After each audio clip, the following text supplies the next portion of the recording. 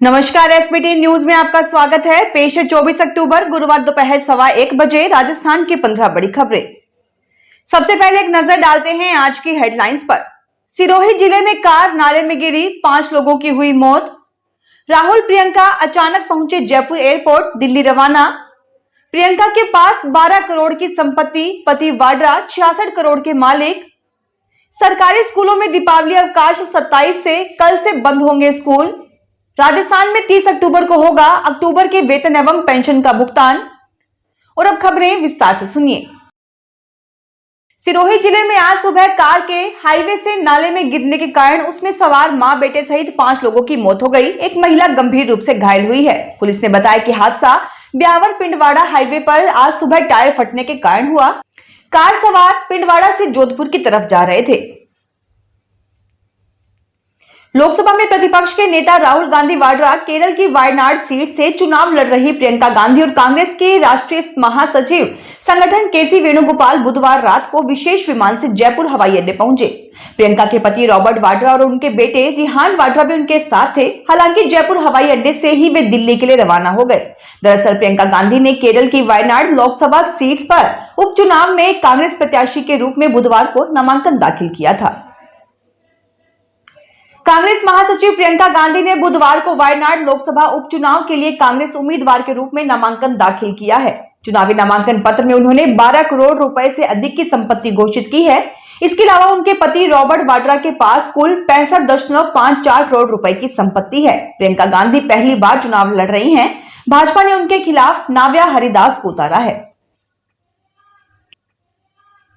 राजस्थान के सरकारी स्कूलों में इस बार 27 अक्टूबर से दीपावली अवकाश शुरू हो रहे हैं, लेकिन सरकारी स्कूल 25 अक्टूबर से ही बंद हो जाएंगे। दरअसल राजस्थान में 25 व 26 अक्टूबर को शिक्षक सम्मेलन है। इस कारण शिक्षक स्कूलों में नहीं जाएंगे। सरकारी स्कूलों में 25 अक्टूबर से अवकाश लागू हो रहे हैं। इसके बाद दीपावली अवकाश 27 अक्टूबर से 7 नवंबर तक रहेगा। शिक्षक सम्मेलन व दीपावली अवकाश के चलते कल से ही सरकारी स्कूलों में 14 दिन का अवकाश रहेगा। राजस्थान सरकार ने अक्टूबर के वेतन और पेंशन का भुगतान 30 अक्टूबर को करने का निर्णय किया है। कुछ दिनों से कर्मचारी महासंघों की ओर से दीपावली पूर्व ही वेतन व पेंशन की भुगतान की मांग की जा रही थी। सरकार के इस निर्णय से प्रदेश के 8 लाख से अधिक कर्मचारियों में खुशी है। राजस्थान में दिसंबर में होने वाली 40 लाख विद्यार्थियों की अर्धवार्षिक परीक्षा के पैटर्न को लेकर असमंजस की स्थिति बनी हुई है। ये परीक्षा जिला स्तर पर समान पेपर से होगी या राज्य स्तर पर समान पेपर से, इसको लेकर विभाग अभी निर्णय नहीं कर पा रहा है। शिक्षा विभाग ने पिछले दिनों शिक्षा सत्र 2024-25 में 9वीं से 12वीं कक्षा तक के विद्यार्थियों की अर्धवार्षिक परीक्षा और 9वीं से 11वीं की वार्षिक परीक्षा राज्य स्तर पर समान टाइम टेबल और समान प्रश्न पत्र से कराने का आदेश जारी किया था। इस पर अभी तक विभाग ने कोई तैयारी नहीं की है। अभी ना तो फीस तय हो पाई है और ना ही नोडल एजेंसी का निर्धारण हो पाया है। जयपुर के मुहाना थाना इलाके में बुधवार रात कार सवार बदमाशों ने ज्वेलर पर हमला कर सोने चांदी के आभूषण लूट लिए। वारदात के बाद बदमाश कार से फरार हो गए। पुलिस ने बताया कि ज्वेलर मुहाना निवासी रामकरण प्रजापत रात करीब 9:30 बजे दुकान मंगलकर कार से घर लौट रहे थे। इस दौरान रास्ते में सुनसान जगह पर घात लगाकर बैठे बदमाशों ने उनकी कार में सरिये व डंडों से हमला कर दिया। ऐसे में रामकरण कार छोड़कर भाग गए। इस दौरान बदमाश कार में रखा एक बैग लेकर भाग गए। एक बैग कार की सीट के नीचे गिरने से बच गया। पीड़ित ज्वेलर ने पुलिस को बताया कि दोनों बैग में 1 किलो सोना, 30 से 35 किलो चांदी रखी हुई थी। राजस्थान हाई कोर्ट ने अदालती आदेश के बाद भी प्रार्थी सिपाही को सेवा परिलाभ नहीं देने पर केंद्रीय गृह सचिव अजय कुमार भल्ला व सीआरपीएफ के डीजी अनीस दयाल सिंह सहित 3 अन्य को अवमानना नोटिस जारी कर 6 सप्ताह में जवाब मांगा है। अदालत ने पूछा है कि उन्होंने आदेशों की पालना क्यों नहीं की। जस्टिस उमा शंकर व्यास ने ये निर्देश सिपाही सतीश कुमार की अवमानना याचिका पर दिया।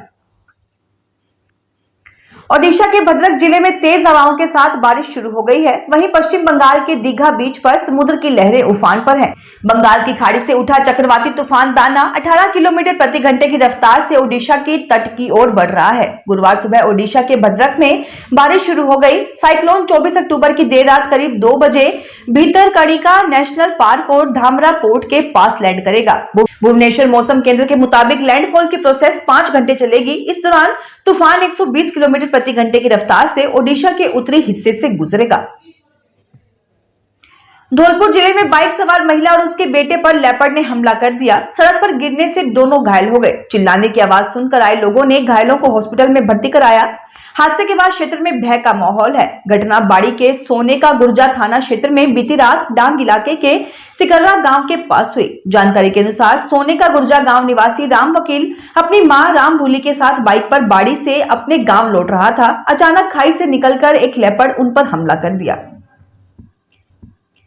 जयपुर और भिवाड़ी के लोगों ने बीते 24 घंटों के दौरान खतरे के लाल निशान जितना प्रदूषण झेला। जयपुर में एयर क्वालिटी इंडेक्स लेवल 300 से ऊपर और भिवाड़ी में 397 पहुंच गया।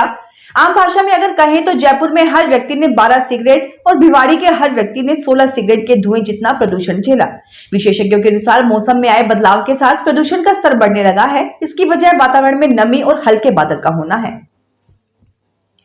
अजमेर में अभय कमांड सेंटर में रेंज के जिलों से कार्मिकों को नियोजित कर साइबर क्राइम के टोल फ्री नंबर 1930 का कंट्रोल रूम जल्द शुरू किया जाएगा, जिसके लिए 3 शिफ्ट में स्टाफ लगाया जाएगा जो 24 घंटे सेवाएं देंगे। राजस्थान पुलिस के state crime record bureau ACRB Rajasthan Jaipur के महानिदेशक के निर्देश पर इसकी कवायद शुरू कर दी गई है। DIG ओम प्रकाश ने बताया कि प्रत्येक शिफ्ट में अलग अलग कार्मिकों द्वारा 1930 से प्राप्त होने वाले साइबर फ्रॉड संबंधी शिकायतों को सुना जाकर रजिस्टर में संधारण किया जाएगा। सीकर के फतेहपुर क्षेत्र में सीवरेज टैंक की सफाई के लिए उतरे श्रमिक और उसके 2 साथियों की मौत मामले में राज्य मानवाधिकार आयोग ने सामाजिक न्याय विभाग के सचिव व सीकर कलेक्टर को दोषियों के खिलाफ कार्रवाई के निर्देश दिए हैं। वहीं दोनों अफसरों को भी कहा है कि जांच कर मृतक श्रमिकों के वारिसों को क्षतिपूर्ति दिलवाएं। साथ ही इस हादसे के दोषियों के खिलाफ कार्रवाई की रिपोर्ट भी पेश करने का निर्देश दिया है। इस हादसे में 3 जनों की मौत हो गई थी। इंटरनल असेसमेंट और प्रोजेक्ट केंद्रीय माध्यमिक शिक्षा बोर्ड द्वारा 1 जनवरी 2025 से 10वीं और 12वीं के प्रायोगिक परीक्षा इंटरनल असेसमेंट और प्रोजेक्ट शुरू किए जाएंगे।